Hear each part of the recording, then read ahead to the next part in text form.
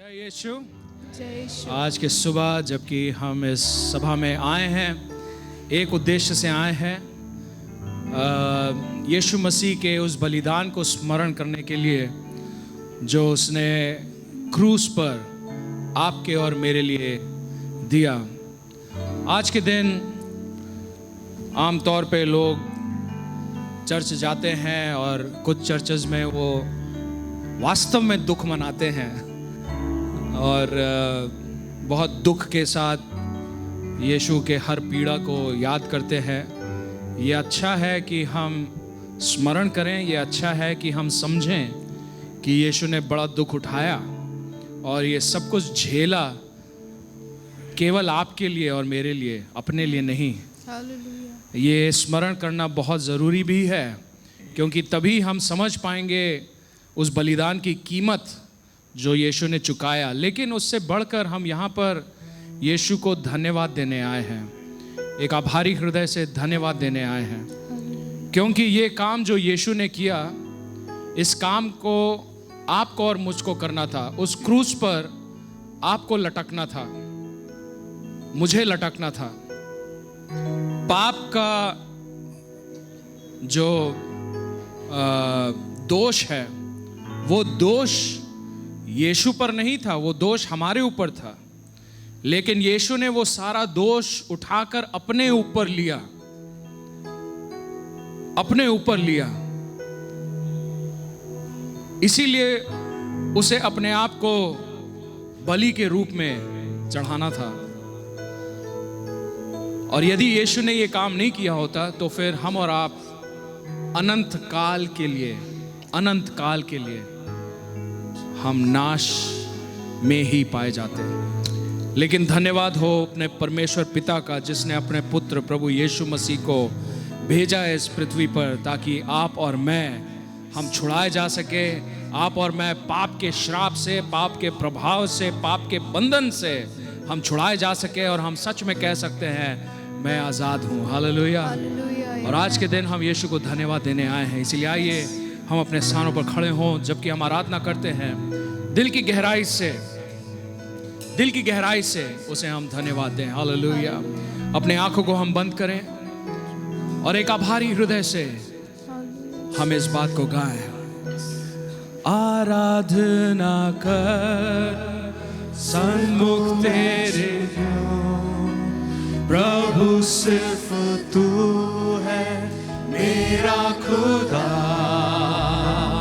तू है अति सुंदर, तू है अति योग्य, तू है अद्भुत मेरे लिए।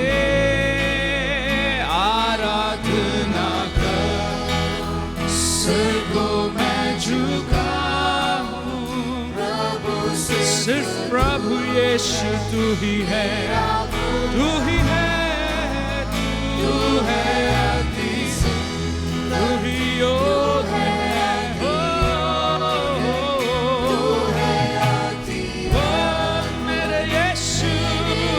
आराधना हो, आराधना कर, सिर को झुकाए हम, सिर्फ तू ही योग्य है।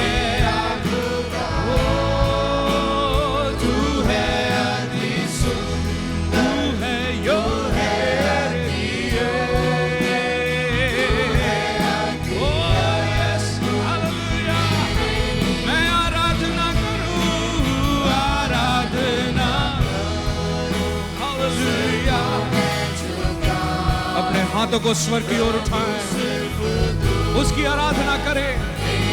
तू ही है, तू है अति सुंदर, तू है अति योग्य। Oh yes, hallelujah. एक और बार आराधना, आराधना। ओह यीशु, यीशु, यीशु।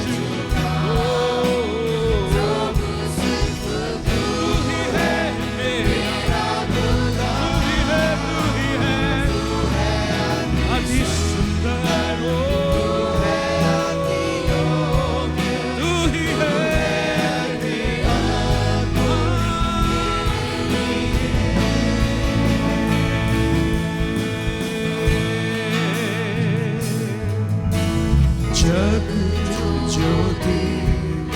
अंधकार में तू उतरा,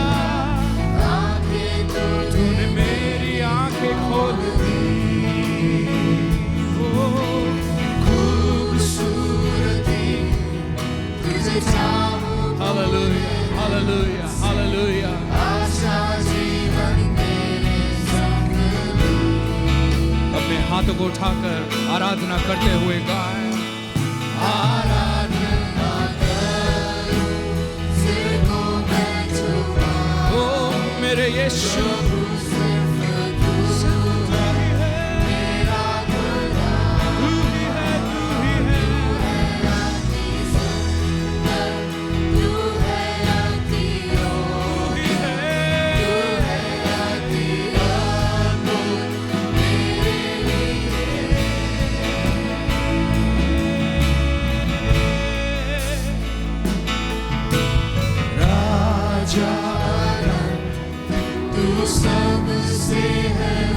प्रभु यीशु महिमा में तू विराजमान है। नम्र होकर आया, संसार को बनाया, प्रेम के खातिर गरीब हुआ। ओ आराधना मैं करूं, अपने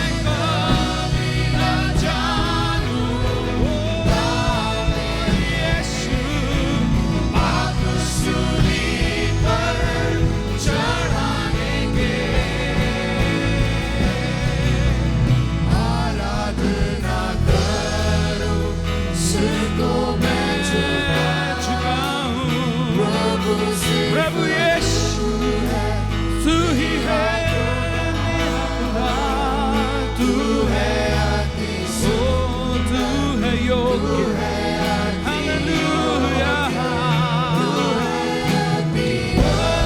तू है मेरे लिए, आराधना करूं, सिर को मैं अपने सर को झुकाऊं।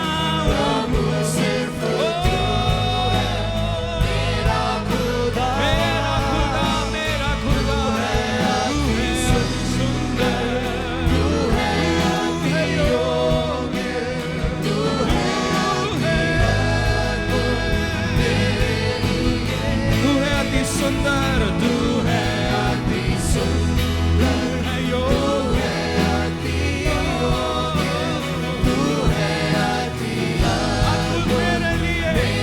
गाइए, तू है अति सुंदर, तू है अति सुंदर, तू है अति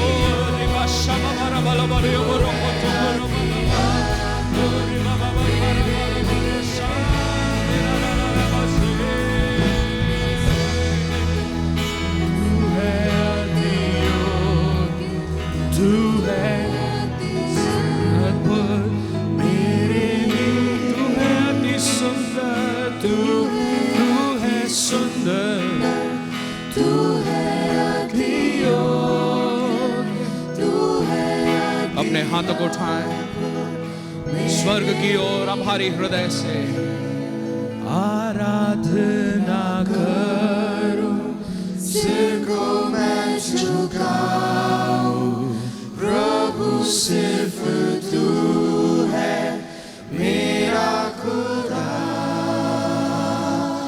तू है अति सुंदर, तू है अति योग्य, तू है अति अद्भुत मेरे लिए, तू है अति अद्भुत मेरे लिए, तू है अति अद्भुत मेरे लिए। हो रबा शमला सांदेरा ना मरिया बखोतो कोरुबा। धन्यवाद धन्यवाद धन्यवाद धन्यवाद, ओ मेरे यीशु मेरे यीशु यीशु, ओ धन्य हो धन्य हो धन्य हो।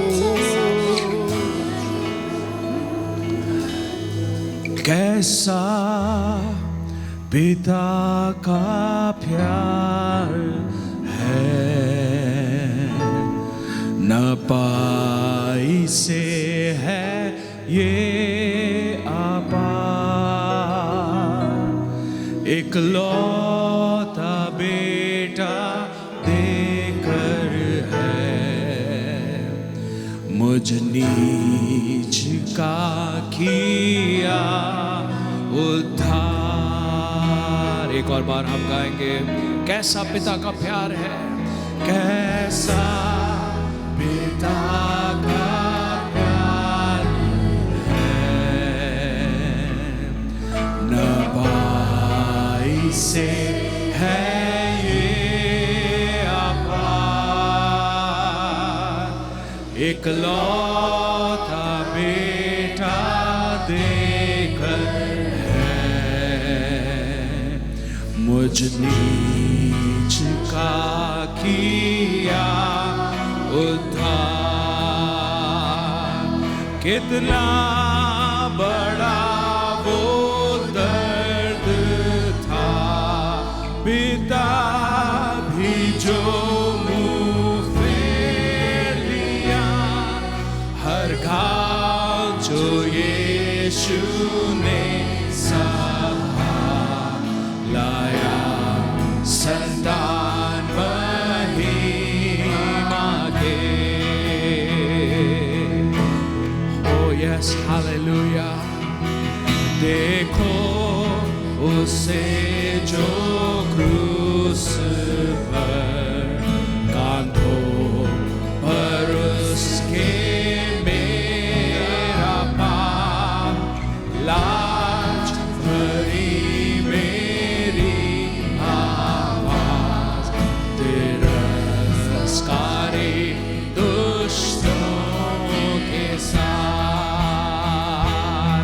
जकड़े उसे था मेरा पाप, जब तक हासिल ना हुआ उद्धार, मेरी जान लाई बुझती सांस, मैं जानू का हुआ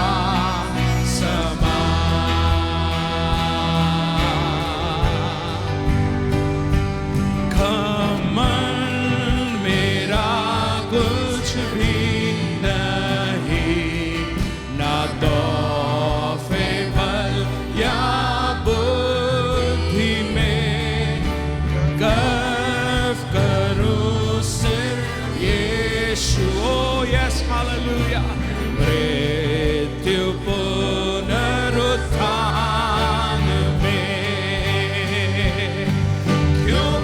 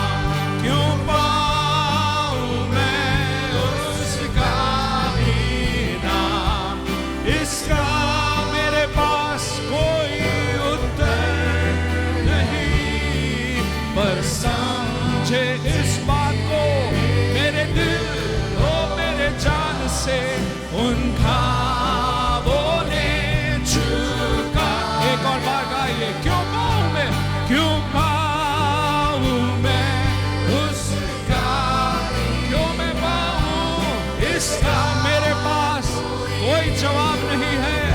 ओ पर समझू मेरे दिल उन भावों ने चुकाया है दाम। पर समझे मेरे दिल इस बात को उन घावों ने चुकाया है। ये जरूरी है कि हम इस बात को समझे।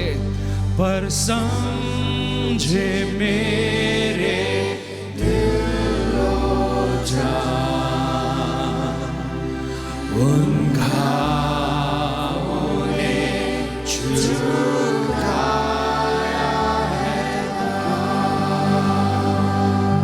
जो घाव यीशु ने अपने शरीर पे खाए, जो चोट के निशान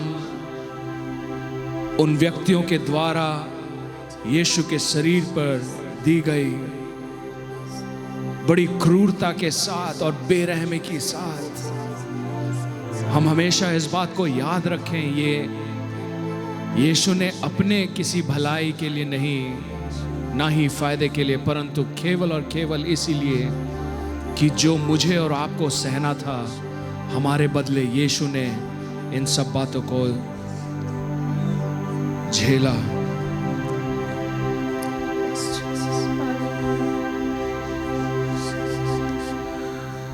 तेरे लहू से पाप धोता हूँ मैं प्रभु यीशु, मेरे यीशु, मेरे यीशु। तेरे लहू से पाप धोता हूँ। तू बढ़ता जा मैं कम होता हूँ। तू बढ़ता जा मैं कम होता हूँ। दिल की गहराई से कहिए, तू बढ़ता जा, तू बढ़ता जा, तू बढ़ता जा मैं कम होता हूँ। तू बढ़ता जा, तू बढ़ता जा, तू बढ़ता जा, तू बढ़ता जा मैं कम होता हूँ। तेरे लहू से पाप धोता, ओ यस जीसस, तेरे लहू से हम धोते हैं। तू बढ़ता जा मैं कम होता हूँ।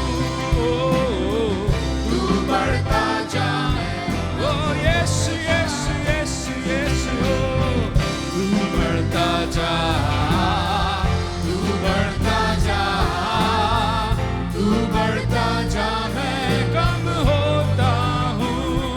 तू बढ़ता जा, बढ़ता जा, ओ बढ़ता जा, मेरे यीशु। तू बढ़ता जा मैं कम होता हूँ। तेरा कलाम दिल में रखा है, तेरा वादा हर एक सच्चा है। गाइए, तेरा कलाम, तेरा कलाम दिल में रखा है, ओ तेरा वादा हर एक, सच्चा है। तेरा ही नाम सबसे अच्छा है, तेरा ही नाम सबसे अच्छा है।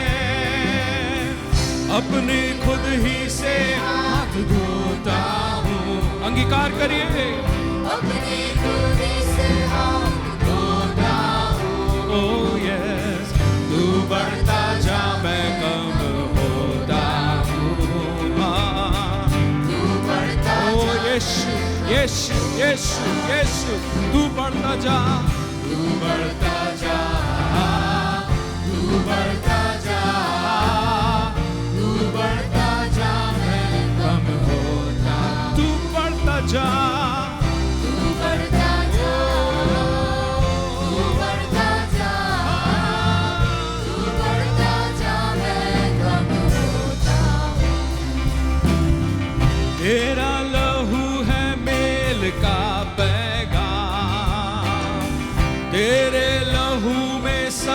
चैन आराम। गाइए तेरा लहू का पैगाम, तेरे लहू में सब चैन आराम। ओ, तेरे लहू से बने बिगड़े काम, तेरे लहू से बने बिगड़े काम, खुद को लहू में डुबोता। ओ यस यस यस, तुझको लहू में डुबोता हूँ। तू बढ़ता जा, तू बढ़ता जा, मैं कम होता। ओ हो, तू बढ़ता जा, मैं कम होता हूँ। तू बढ़ता जा, तू बढ़ता जा, तू बढ़ता जा, तू बढ़ता जा, मैं मैं कम होता। तू बढ़ता जा, तू बढ़ता जा, तू बढ़ता जा, प्रभु यीशु। तू बढ़ता जा, मैं कम होता हूँ। तेरा कलाम जीवन की रोटी, हालेलुया। तेरा कलाम राहों की ज्योति। अंगीकार करे, तेरा कलाम जीवन की रोटी, oh yes yes yes lord. तेरा कलाम हाँ प्रभु यीशु, ज्योति, तेरा कलाम है असीम मोती। हाँ प्रभु, तेरा कलाम है असीम मोती, दिल की माला में पिरोता हूँ, दिल की माला में पिरोता। तू बढ़ता जा, तू बढ़ता जा, यीशु, यस, ओ तू बढ़ता जा, मैं कम होता। तू बढ़ता जा, तू बढ़ता जा, बढ़ता जा, बढ़ता जा, तू बढ़ता जा, मैं कम होता हूँ, तू बढ़ता जा। बढ़ता जा, यीशु यीशु यीशु यीशु यीशु यीशु, तू बढ़ता जा, मैं कम होता हूँ, तू बढ़ता जा, तू बढ़ता जा,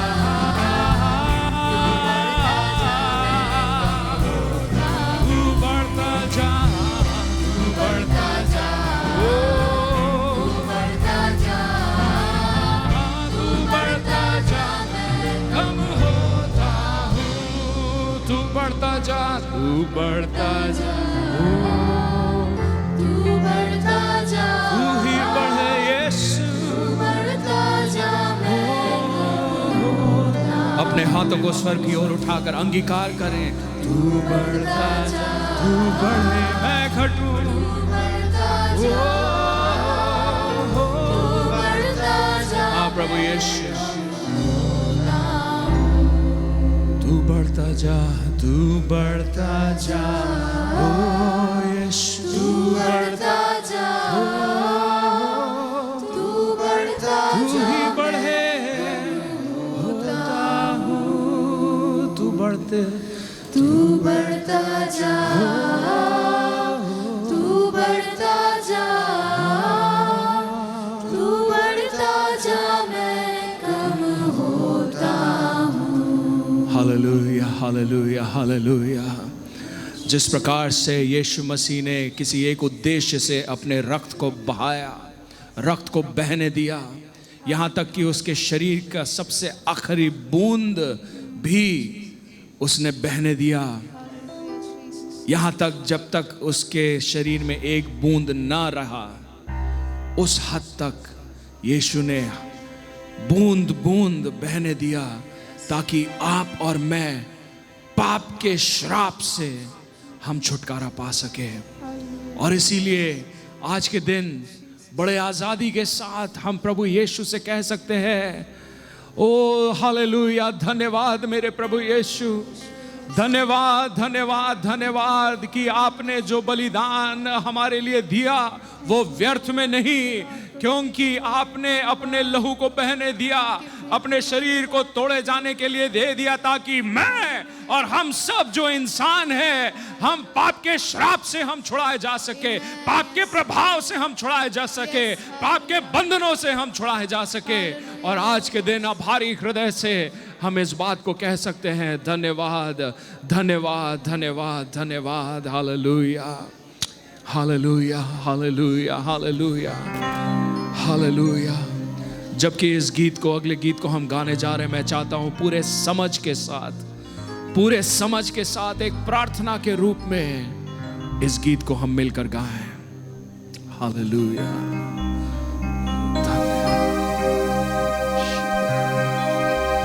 हालेलुया। थैंक यू जीसस, धन्यवाद यीशु, धन्यवाद।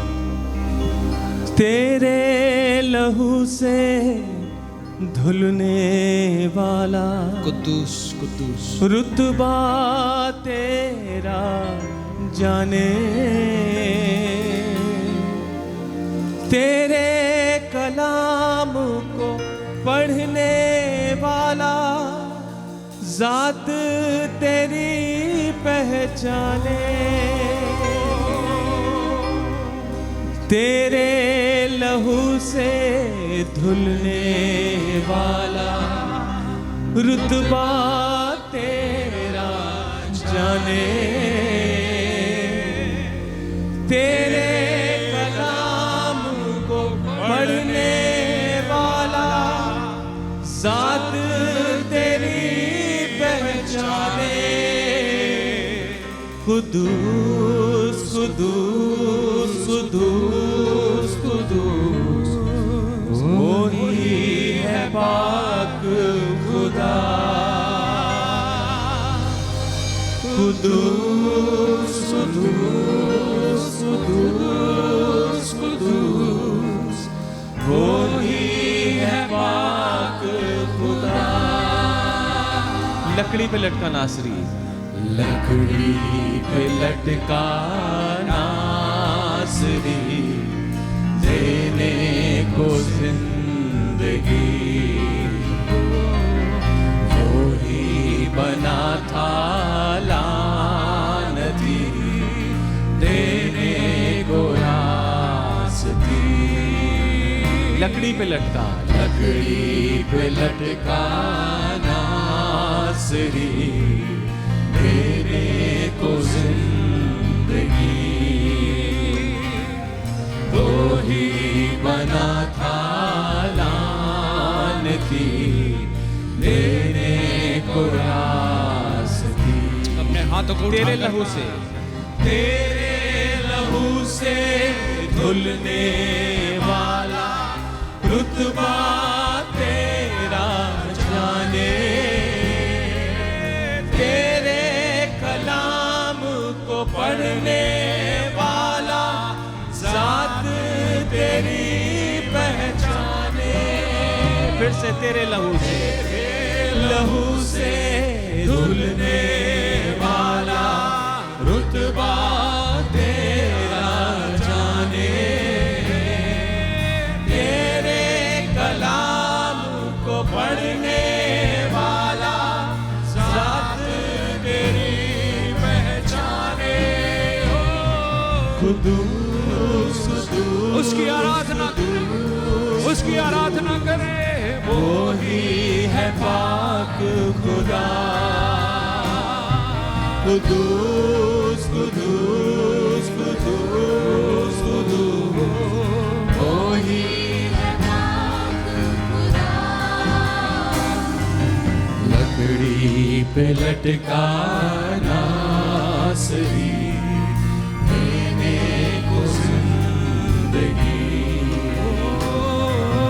वो ही बना था लानती, देने को रास्ती।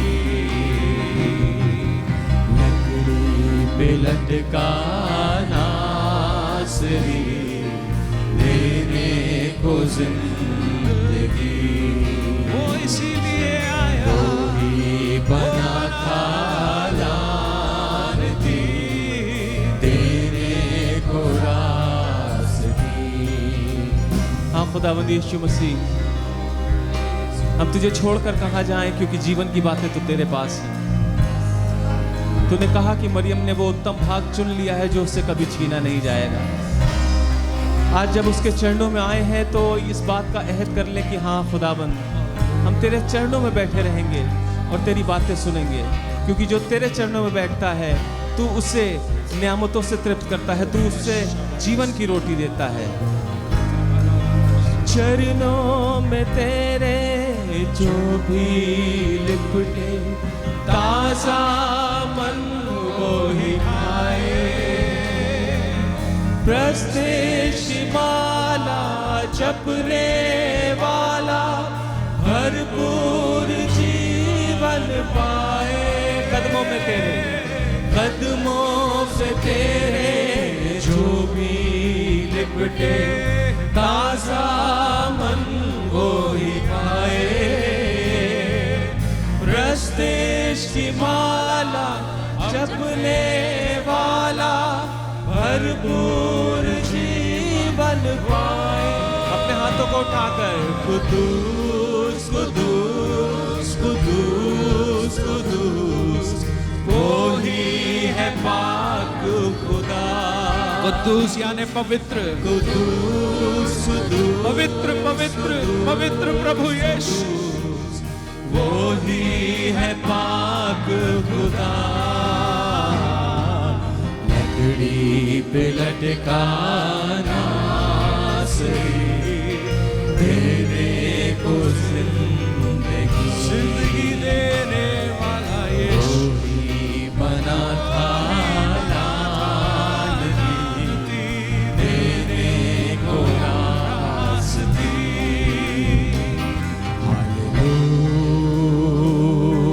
हालेलुया हालेलुया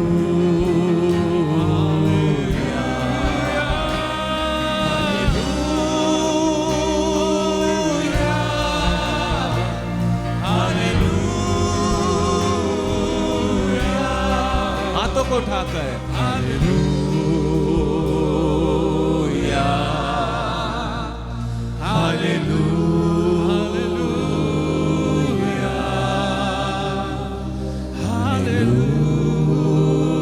हालेलुया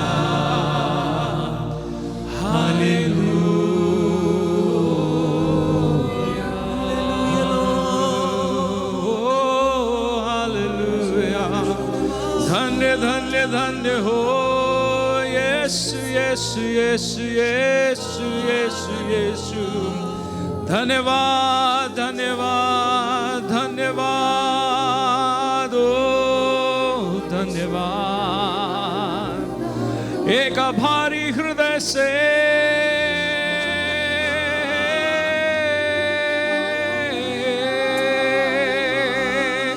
धन्यवाद धन्यवाद यीशु यीशु यीशु। ओ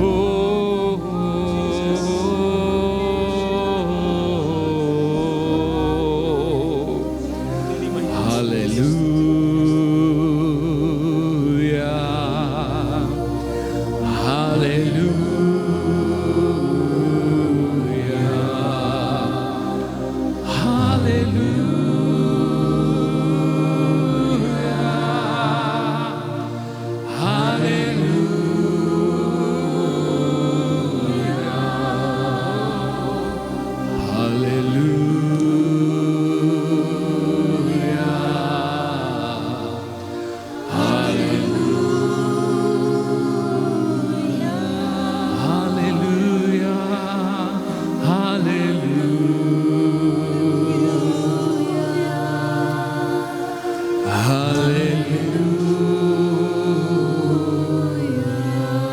हालेलुया हालेलुया हालेलुया।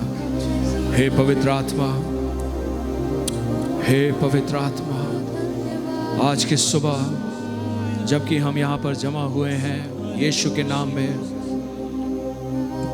होने दे कि जिस उद्देश्य से और जिन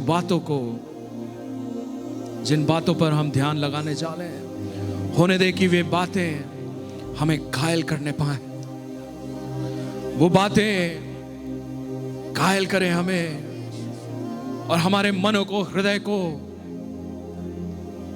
इस ओर ले आए जहां पर हम पूरे समर्पण के साथ अपने आप को क्रूस के तले लाकर हम उस क्रूस से लिपटे, क्योंकि उस क्रूस के द्वारा ही हम वो छुटकारा प्राप्त कर सके जो और किसी तरीके से संभव नहीं था। और आज के दिन प्यारे प्रभु यीशु, होने दे कि आपकी आत्मा हमसे बातचीत करे। हालेलुया। धन्यवाद, धन्यवाद, धन्यवाद, धन्यवाद, धन्यवाद। यीशु के नाम में आमीन। आप अपने स्थानों को ग्रहण कर सकते हैं। आज की सुबह जबकि हम इस बात पर ध्यान लगा रहे हैं किस प्रकार से यीशु मसीह ने अपने आप को उस क्रूस पर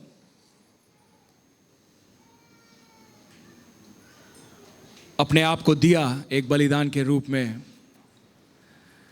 कई बार मन में सवाल उठता है इसकी क्या जरूरत थी? क्या जरूरत थी यीशु मसीह को क्रूस पर जाने की? क्या जरूरत थी यीशु मसीह को अपने आप को एक बलिदान के रूप में चढ़ने के लिए? क्या जरूरत थी इस सारे दुख, दर्द, पीड़ा को सहने के लिए? क्या जरूरत थी? क्यों यीशु मसीह इस पृथ्वी पर आया?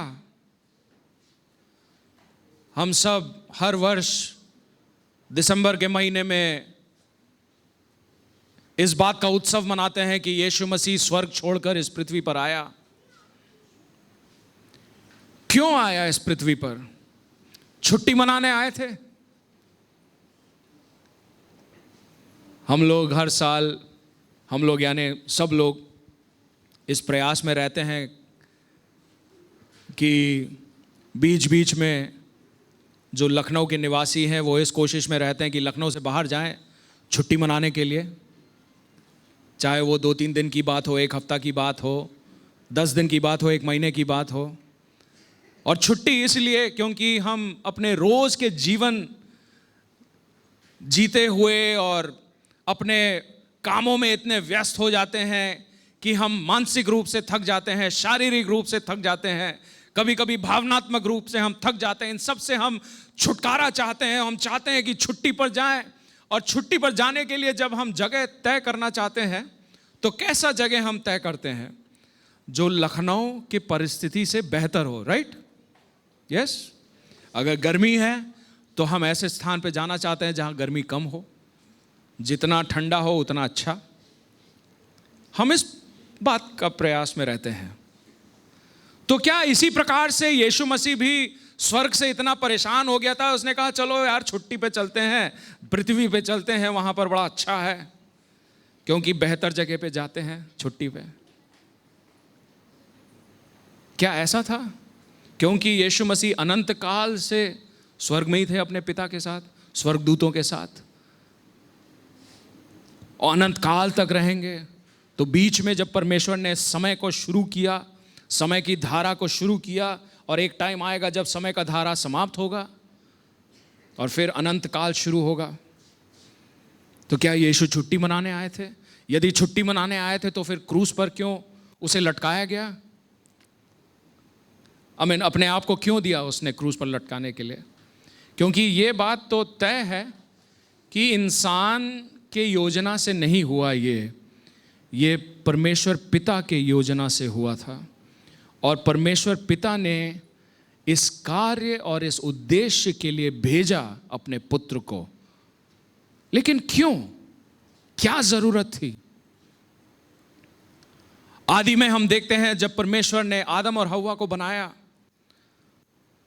उस जोड़े को अदन वाटिका में परमेश्वर ने रखा और एक उद्देश्य से रखा कि तुम लोग इस पृथ्वी की सारे बातों का देख रेख करो, इस पृथ्वी पर कार्य करके इसमें से फल उत्पन्न करो, और फिर उस फल का आनंद उठाओ। साथ में तुम भी फूलो फलो और पृथ्वी भर में फैल जाओ। किस लिए? ताकि तुम मेरी महिमा को, यानी परमेश्वर की महिमा को सारी पृथ्वी पर फैलाओ। लेकिन एक समय ऐसा आया जब परमेश्वर के ये दो संतान वे पाप में गिर गए। कौन से पाप में? अनाज्ञाकारिता के। फल खाना नहीं, आज्ञा ना मानने का।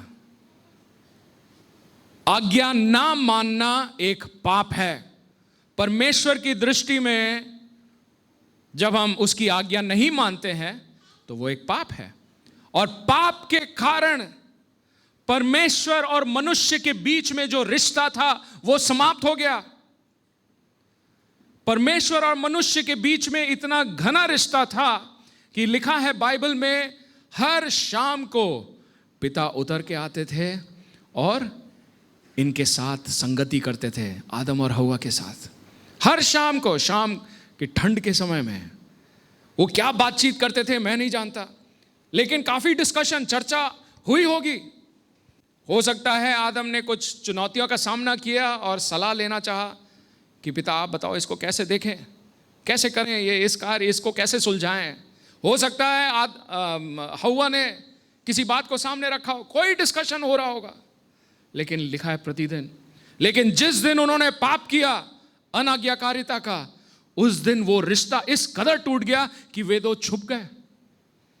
वे छुप गए क्योंकि उनको मालूम था समय आ रहा है कि हमारा पिता आएगा और हम उसे अपना चेहरा दिखाने लायक नहीं है, नहीं रह गए। वो छुप गए। अपने समय पर पिता परमेश्वर आया और उसने पुकारा, पहली बार पुकारा, क्योंकि कभी पुकारना नहीं पड़ा, क्योंकि हर दिन तो आदम और हव्वा वहीं रुके रहते थे। परमेश्वर पिता आते थे, वो मिलते थे, कभी पुकारना नहीं पड़ा। लेकिन उस दिन पुकारना पड़ा, आदम किधर हो?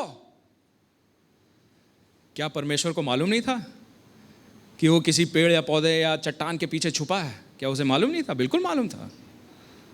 लेकिन परमेश्वर पिता उसे एहसास दिलाना चाह रहा था कि आज मुझे पुकारना क्यों पड़ रहा है, आज मुझे आवाज क्यों देनी पड़ रही है, क्या हो गया, क्यों भाग गए? परमेश्वर पिता जानता था, लेकिन वो अंगीकार करवाना चाह रहा था और अंगीकार किया उन्होंने। हम छुपे हुए हैं। क्यों छुपे हो भाई? कल ही तो हम मिले थे, क्या हो गया? क्या परमेश्वर पिता को मालूम नहीं था? मालूम था, लेकिन वो अंगीकार करवाना चाह रहा था, एहसास दिलवाना चाह रहा था कि जो तुमने किया गलत किया।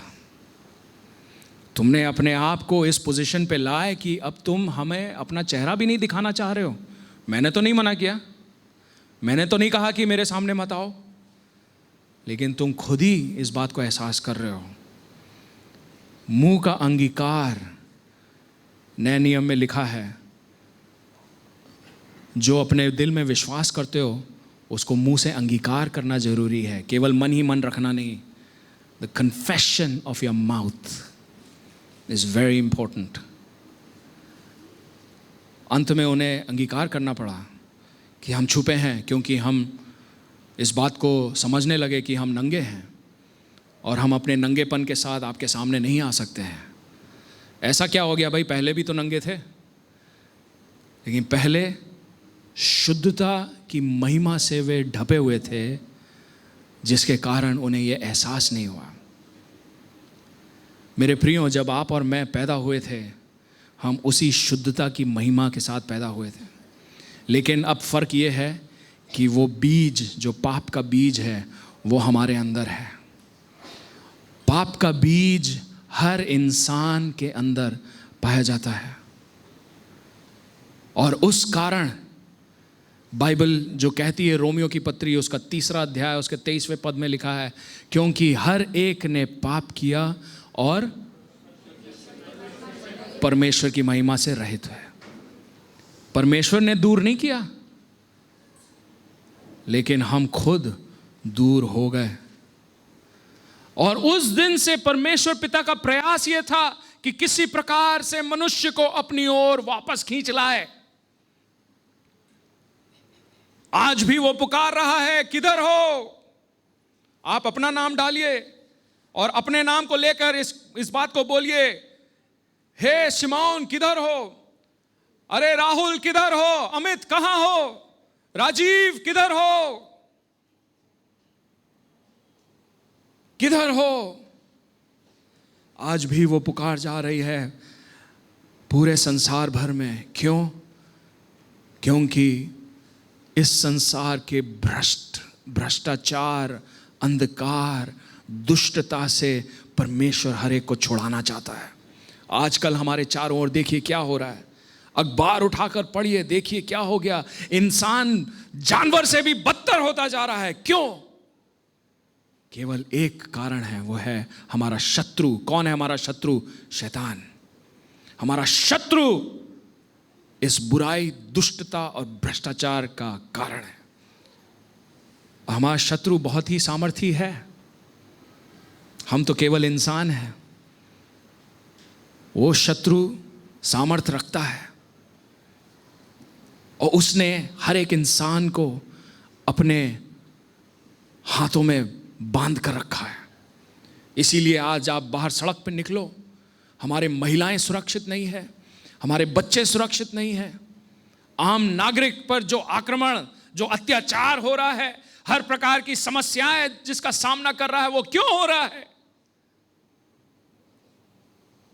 जाति के नाम पे, भाषा के नाम पे अलग अलग नाम आप दे सकते हो, लेकिन सबके पीछे एक ही शत्रु है, वह है शैतान। और यीशु मसीह ने क्या कहा शैतान के विषय में, शत्रु के विषय में? उसका 3 पॉइंट एजेंडा है। ओके, क्या क्या है? चोरी करना, घात करना, नाश करना। यही है एजेंडा। शत्रु का ये 3 पॉइंट एजेंडा है और इस 3 पॉइंट एजेंडा को वो पूरा करने के लिए हर प्रयास को करेगा। और आज जो शत्रु के अधीनता में आते हैं, वे सब इन 3 पॉइंट एजेंडा को पूरा करने में शत्रु की मदद करते हैं। बड़ा दुख होता है। आज ही के पेपर को उठाइए। एक बाप ने अपने बेटे के साथ मिलकर अपनी 18 साल की बेटी को, जो घर छोड़कर किसी और लड़के से शादी करी, दूसरे शहर में चली गई, वो उस घर में घुसकर उस लड़की को बाहर निकालकर उसे मार डाला और उसे दफनाने से भी इनकार किया। पुलिस वालों ने बहुत कहा, लेकिन उन्होंने इनकार किया और बड़े चौड़े होकर कहते हमें जेल में डाल दो। और वहां पेपर में साफ साफ लिखा है कि उस बाप को कोई पछतावा नहीं है, नो रिमोर्स। कौन बाप है जो अपने बच्चे के साथ ऐसा कर सकता है? जानवर से भी बदतर बिहेवियर। इवन जानवरों को भी नहीं छोड़ते हैं। मेरे प्रियो, कभी भी ये मत सोचिए कि हमारे देश के जो शत्रु हैं वो ये पार्टी है, वो पार्टी है, या ये दल के लोग हैं, वो दल के लोग हैं। नहीं, हमारा शत्रु शैतान है और इस बात को पहचानना और समझना बहुत जरूरी है। बाकी जो लोग इस्तेमाल किए जाते हैं, दे आर पॉन्स, पियादे। शतरंज के बोर्ड पे जो पाए जाते हैं ना, वो पियादे अपने आप नहीं चलते हैं। जो खिलाड़ी, जो खेलने वाले हैं, वो उठा के करते हैं। शत्रु वैसा ही करता है। और इस समस्या से कोई भी इंसान अपनी पूरी बुद्धि से, पूरे समझ से, पूरे ज्ञान से, चाहे जितना दुनिया, ये संसार तकनीकी क्षेत्र में जितना भी आगे बढ़े, वैज्ञानिक रूप से आगे बढ़े, शिक्षा के रूप में आगे बढ़े, हर क्षेत्र में वो जितना आगे बढ़े, लेकिन इस बात की, इस समस्या का हल कोई भी इंसान आज तक नहीं निकाल सका। आप एक इंसान के हाथ को बांध सकते हो, आप उसके शरीर को किसी बंदीगृह में आप डाल सकते हो, आप उसको जंजीर में, उसको कमरे में बंद कर सकते हो, लेकिन उसके मन को आप कंट्रोल नहीं कर सकते हो। और इसी मन को शत्रु ने अपना खेल का मैदान बना रखा है। यही मन है जहां पर शत्रु खेल खेलता है। मेरे प्रियो, जब शैतान हव्वा के पास आया, शैतान ने हव्वा को बांधा नहीं, ना ही फल तोड़कर उसके मुंह में डाला, नहीं, शैतान उसके मन में उस बात के बीज को बोया कि हम तो कुछ हैं, हम भी ईश्वर बन सकते हैं, हम भी सामर्थ, और इन बातों का लालच देते हुए उसने मन से खिलवाड़ किया। और आज के दिन भी शत्रु जबरदस्ती आपको शारीरिक रूप से नहीं पकड़ता है, लेकिन आपके मन पर कब्जा रखता है। इसीलिए जितने भी ये लोग लत में पड़े रहते हैं, क्यों, चाहे वो इंटरनेट के पोर्नोग्राफी के द्वारा हो, अश्लील चित्र या अश्लील मूवीज, या फिर ऐसे खेल वीडियो गेम पे, एक समय पे ब्लू व्हेल था और ऐसे 3-4 खेल, पबजी और ये सब को, इसके द्वारा बच्चों के मन को अपने वश में लेकर उन्हें नाश की ओर ले जाता है। क्यों? क्योंकि उसका 3 पॉइंट एजेंडा है। बाइबल में साफ साफ लिखा है, चोरी करना, घात करना, नाश करना। और जितना उसे खुशी होती है इस बात से, उतना ही उससे बढ़कर हमारे स्वर्गीय पिता को दुख होता है कि पिता का एक संतान नाश हो गया। आप ये समझ नहीं पाते होंगे, लेकिन हर एक वो जान जिसका नाश होता है, हमारे स्वर्गीय पिता को इतना दुख लाता है। तो परमेश्वर बातों को अपने नियंत्रण में क्यों नहीं लेता है? लोगों का यह पूछना है, दुनिया भर में युद्ध होती हैं, लड़ाइयां झगड़े होते हैं, क्यों परमेश्वर कंट्रोल नहीं लेता है? वो इसीलिए क्योंकि पहले ही परमेश्वर ने कंट्रोल मनुष्य को दे दिया था, और वो वापस छीनता नहीं है, वो जबरदस्ती नहीं करता है।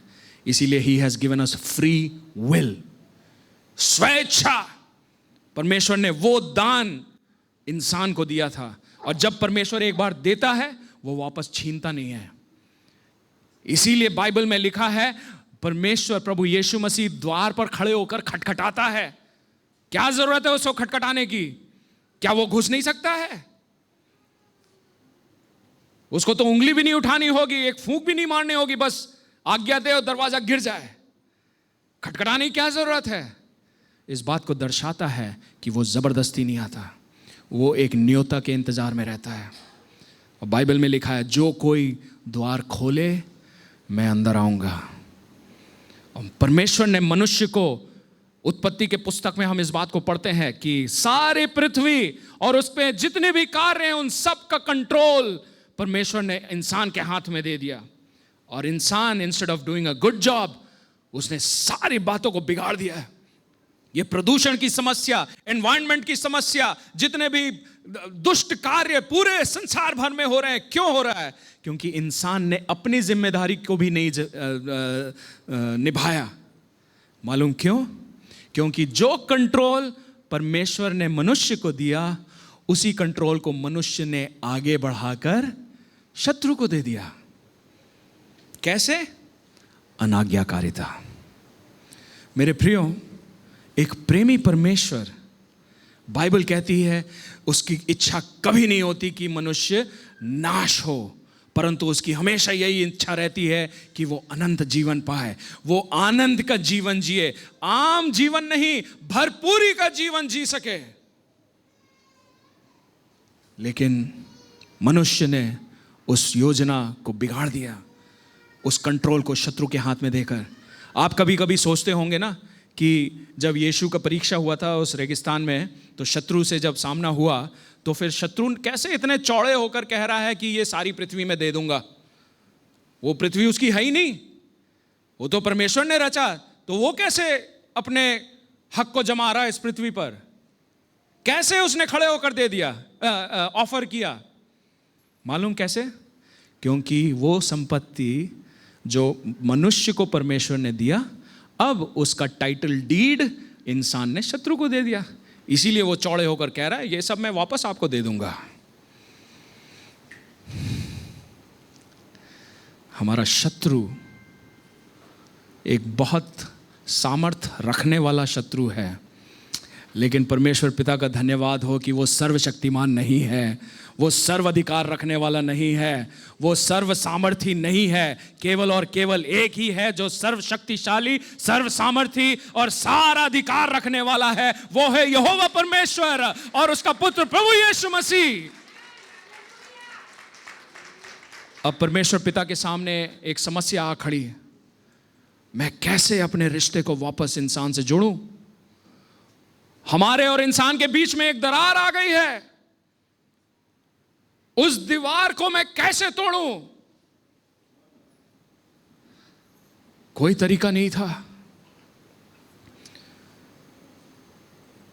क्योंकि पाप का जहर इंसान के रक्त में प्रवेश कर चुका था और इंसान का खून जहरीला हो गया पाप से। इसके शुद्धिकरण के लिए कोई रास्ता दिखाई नहीं दे रहा था। स्वर्ग में एक समिति बैठी और उस बैठक में कई योजनाओं को उन्होंने देखा, कैसे हम इंसान के रक्त को हम शुद्ध कर सके या पाप से मुक्त कर सकते हैं। सारी सृष्टि में जीव जंतु, पेड़ पौधे और सारे रचना आप यदि रखें तो एक अगर क्रम बनाएं, उस क्रम में सृष्टि में सबसे ऊंचा स्थान किसका होगा? मनुष्य का। इंसान से बढ़कर और कोई रचना तो है नहीं जो इंसान से ऊंचे स्थान पर हो।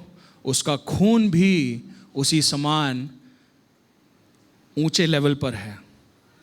इसीलिए जीव जंतु या पशु पक्षी के बलिदान से, बलिदान क्या है? बलिदान वो होता है ना जिससे खून बहाया जाता है, वो बलिदान। और खून इसीलिए बहाया जाता है, आप हर धर्म में आप पाओगे, चाहे वो हिंदू हो, मुस्लिम हो, ईसाई हो, यहूदा, इसराइलियों में आप पाते हैं वो बलि क्यों चढ़ाते हैं? सबसे पहले वो खून बहाने के लिए। क्यों खून इसीलिए बहाया जाता है? क्योंकि विश्वास ये है कि खून के द्वारा शुद्ध हो सकता है। लेकिन उच्च स्थान पर पाए जाने वाले मनुष्य का खून को नीचे स्थान पर, नीचे लेवल वाले पशु पक्षी का खून कैसे साफ कर सकता है? आप अपने गंदे मैले कपड़ों को गंदे पानी से कैसे साफ कर सकते हो? नहीं कर सकते हो।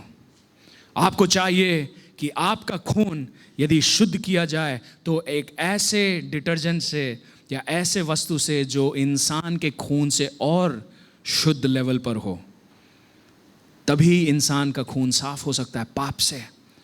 ये खून कहाँ मिलेगा? किसी जानवर में नहीं, किसी पशु पक्षी में नहीं पाया जाए। ये खून कहाँ मिलेगा? बताइए, जवाब दीजिए। इवन परमेश्वर के पास खून नहीं है। बाइबल क्या कहती है? परमेश्वर आत्मा है, आत्मा के पास खून नहीं है, ना मांस है ना लहू है। तो इवन परमेश्वर के पास वो खून नहीं था, लेकिन वो खून जरूरी था ताकि बुराई, दुष्टता और ये सब भ्रष्टाचार धुल सके। वो खून कहाँ से मिलेगा? इवन यीशु मसीह के पास नहीं था, क्योंकि यीशु स्वर्ग में विराजमान, वो तो आत्मा है। इसीलिए बहुत ज़रूरी था कि परमेश्वर जो आत्मा है वो मनुष्य बने, क्योंकि मनुष्य के पास मांस भी है और लहू भी है, लेकिन उसका लहू पाक होना चाहिए, पवित्र और शुद्ध होना चाहिए। इसीलिए केवल वैसा लहू ही हमारे पाप का एक उत्तर है, शुद्धता का उत्तर है। इसीलिए जरूरत थी कि यीशु मसीह स्वर्ग छोड़कर पृथ्वी पर आए। यीशु मसीह आपको चंगाई देने के लिए स्वर्ग छोड़कर नहीं आए। चंगाई स्वर्ग से वो दे सकते हैं। यीशु मसीह छुटकारा स्वर्ग से दे सकते हैं, आश्चर्य कर्म स्वर्ग से कर सकते हैं, अच्छे अच्छे काम स्वर्ग से कर सकते हैं या करवा सकते हैं, लेकिन स्वर्ग में बैठे मांस और लहू नहीं। वो मांस और लहू होने के लिए पृथ्वी पर आना पड़ा और यीशु मसीह ने देह धारण किया और उसका लहू शुद्ध लहू। क्यों? क्योंकि उसमें इंसान का लहू पाया नहीं गया। यदि आप विज्ञान को पढ़ें, बायोलॉजी पढ़ें, तो जब एक बच्चा पैदा होता है, माँ के कोख में उत्पन्न होता है, तो जो खून का जो एलिमेंट है वो पिता से आता है, पुरुष से। खून का एलिमेंट, बच्चे में जो खून का एलिमेंट है वो पिता से आता है, पुरुष से। स्त्री का कोई खून में कोई योगदान नहीं है। लेकिन यीशु कैसे पैदा हुआ? एक कुंवारी से। बाइबल में क्या लिखा है? कुंवारी कैसे गर्भवती हुई? पवित्र आत्मा के द्वारा। ये पवित्र आत्मा ने आकर मरियम के ओवरी के साथ मिलकर एक बच्चा उत्पन्न किया जिसमें पुरुष का कोई योगदान नहीं था। इसीलिए वो खून का एलिमेंट ना मरियम का ना यूसुफ का, केवल पवित्र आत्मा का। और जो पवित्र आत्मा की ओर से है वो पवित्र है, वो शुद्ध है, वो शुद्ध है। तो यीशु के अंदर जो लहू था वो शुद्ध लहू था, और क्योंकि वो शुद्ध था, वो पवित्र था, इसीलिए वो सामर्थी लहू था। इतना सामर्थ रखने वाला लहू कि उस लहू के द्वारा इंसान का जो भ्रष्ट खून था, जहरीला खून था, उसे मिटाकर उसे शुद्ध करने का सामर्थ और शक्ति रखने वाला खून था यीशु के अंदर। क्योंकि यूसुफ का कोई योगदान नहीं था, पवित्र आत्मा का था।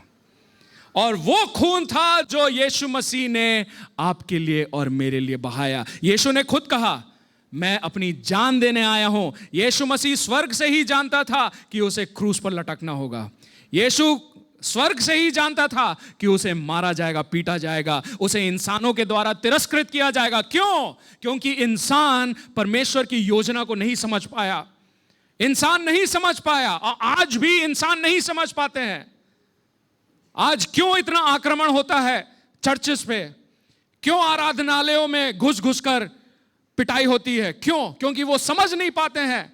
उनका आरोप यह है कि धर्म परिवर्तन कर रहे हैं। नहीं, यहां पर जितने 150-200 लोग बैठे हैं, कोई भी एक जन भी इस बात को कहे कि हमने जबरन आपको पकड़कर आपका धर्म बदला है, हम आपका धर्म नहीं बदल सकते, ना ही हम इच्छुक हैं बदलने का।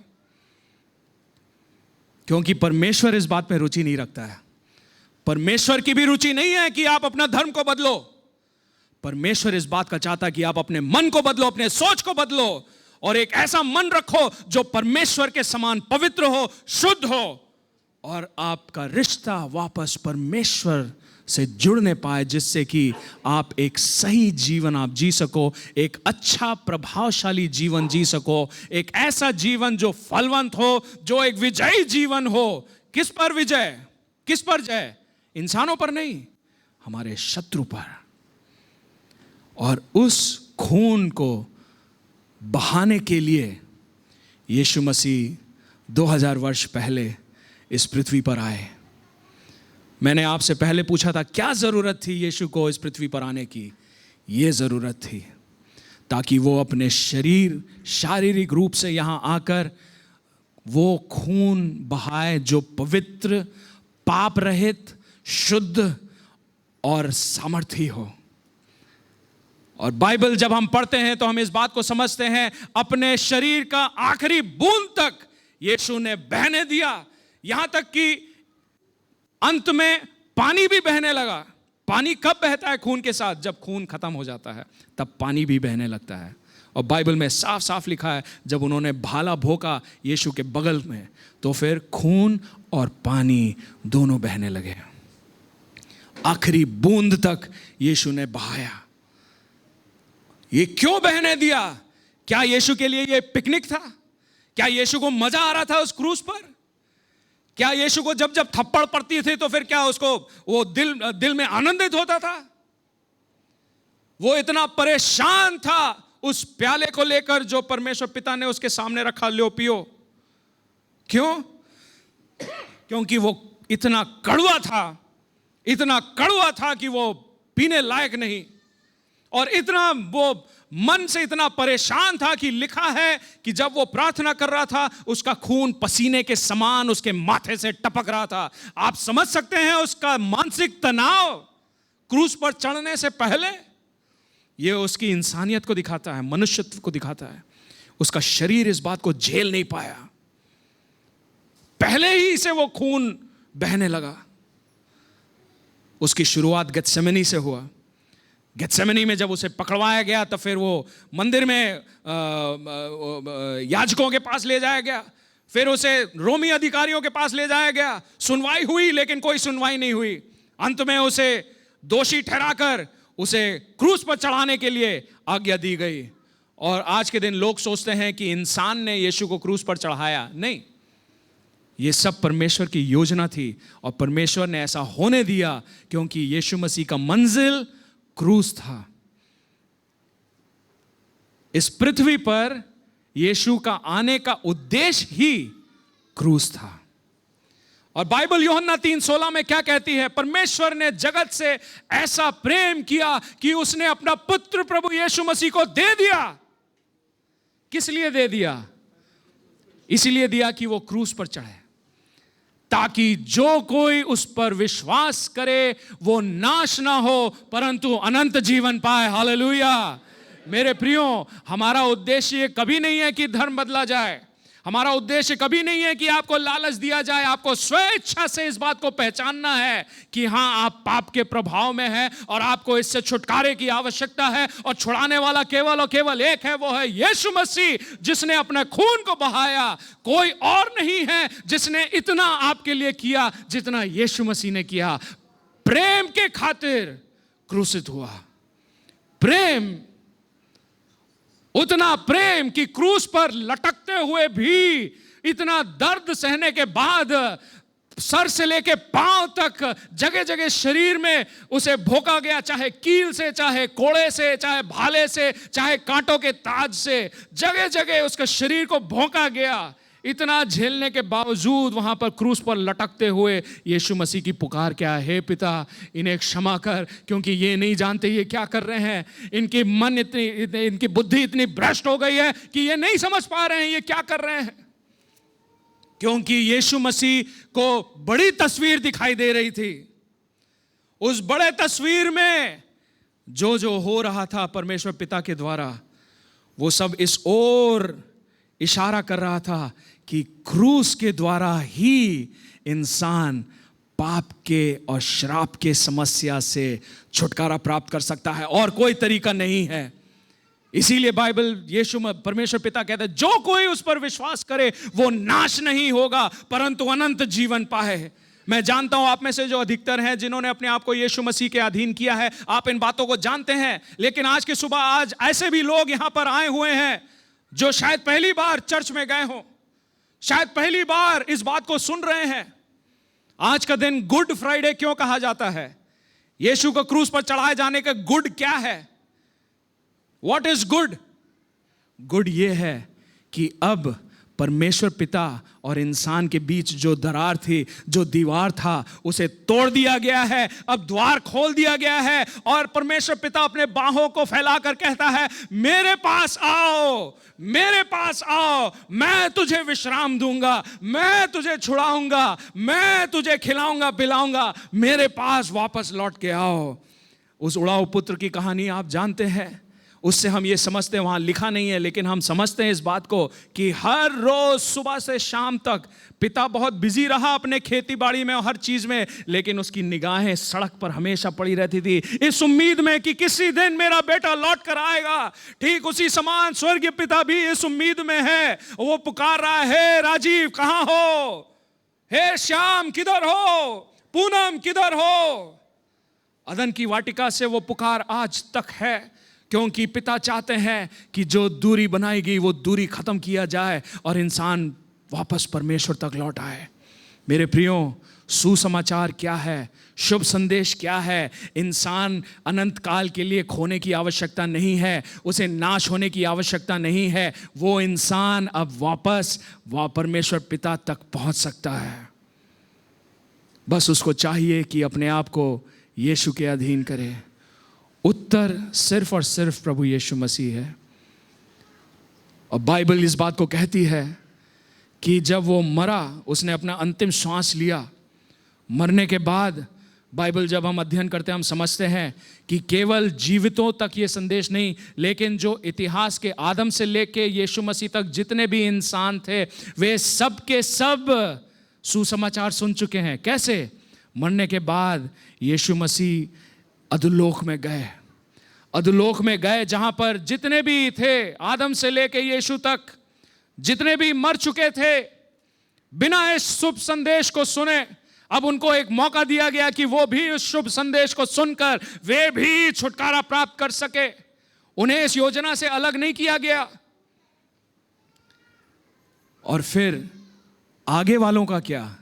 आगे वालों की जिम्मेदारी कलीसिया को दी गई कि तुम इस सुसमाचार को सुनाओ आगे वालों को। मेरे प्रियो, ये जिम्मेदारी आप पर और मुझ पर है कि हम इस छुटकारे का और इस अच्छे से योजना, बेस्ट योजना को हम लोगों तक पहुंचाएं और उनके सामने इस बात को रखें कि यदि तुम चाहो तुम छुटकारा पा सकते हो।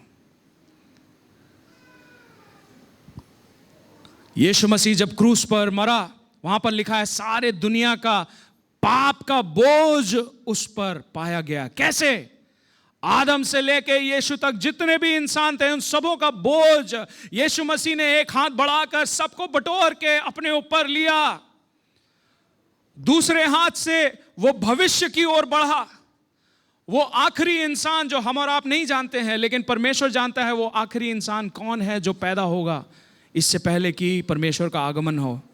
उस आगे तक परमेश्वर ने दूसरे हाथ को बढ़ाकर उधर तक जितने भी पाप थे सब पाप का बोझ उसने अपने ऊपर लिया।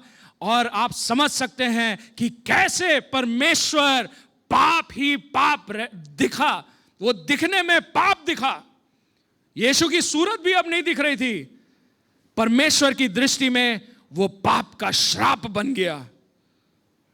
और उस श्राप का क्रोध परमेश्वर पिता ने यीशु पर उतारा। वो क्रोध आप पर और मुझ पर उतरना था, क्योंकि पापी आप और मैं हैं, यीशु नहीं। लेकिन यीशु ने और पिता ने मिलकर अपने प्रेम को इस प्रकार जताया कि वो सारा पाप का बोझ और पाप का परिणाम जो क्रोध है, उस न्यायाधीश का क्रोध, वो क्रोध परमेश्वर ने यीशु पर उतारा। और बहुत अजीब सी बात है, हम और आप नहीं समझ पाएंगे। हम क्रूस पर परमेश्वर का क्रोध भी देखते हैं और दूसरी हाथ परमेश्वर की दया को भी देखते हैं। यह समझ से परे वाली बात है। You see the wrath of God and at the same time you see the mercy of God all in the cross. मेरे प्रियो, परमेश्वर ने जगत से ऐसा प्यार किया कि उसने अपना एकलौता पुत्र दे दिया ताकि जो कोई उस पर विश्वास करे वो नाश ना हो परंतु अनंत जीवन पाए। हमारे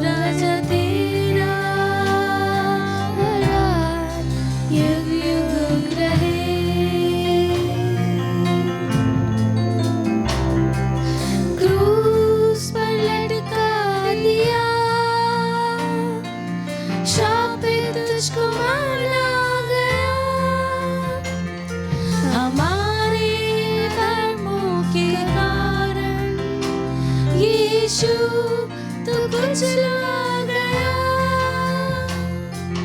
क्रूस पर लटका दिया, श्रापित तुझको मारा गया, हमारी अधर्मों के कारण यीशु तू कुचला गया। बद हुआ मेमना, धन्यवाद यीशु तुझे आदर महिमा, यीशु राजा तेरा युग युग रहे।